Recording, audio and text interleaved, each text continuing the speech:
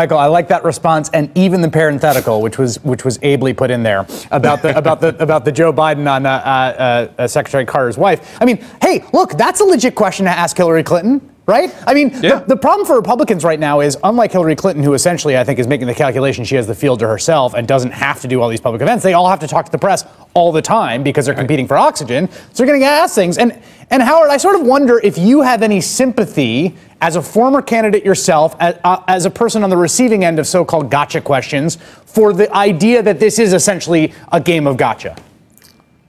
Well, it is a game of gotcha. And my view, after I went through it, is, look, this is the most important office in the world, and if you can't survive a little gotcha from the press, which I grant is very unattractive and makes you mad as a candidate, what are you going to do when Vladimir Putin demands Alaska back? So this is just all part of the deal, right? You got to put up with it. I mean, you better be tough enough to figure this out. You know, I've always thought that Scott Walker was a rookie, and he was in over his head as governor, and I can't imagine him as president. I hope I don't ever have to.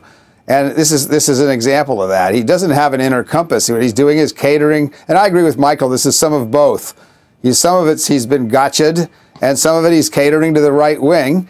The trouble with that is he's going to have the same problem that Mitt Romney did. He's going to say some things he's going to be hard to live down because the average American voter doesn't want to know. They want to know that he thinks that he respects the presidency. And obviously you can't respect the presidency if you think you say he's not a Christian. He was born in Kenya and all this other crazy crap, and he's now catering to the crazy wing of the Republican Party. And that's great in the primaries, but it's going to come back and bite him in the general election. Yeah, I mean, we should know that he has been asked. It's also going to make him, if he's not careful, he's going to be unavailable for vice president. Now, I think he could beat Jeb Bush, but I also think he doesn't want to go too far out there. He's not going to be acceptable to be on the ticket at all. Well, I should note, that in terms of, you mentioned the Kenya thing, he has not been asked that. But Michael, my sort of dream of this is a thought experiment in which you ask him increasingly ludicrously obvious questions so that you get to the point where you're like, Governor Walker, does the Earth revolve around the sun? Right? At a certain point, you just ask non-political ones, be like, come on, give me a yes.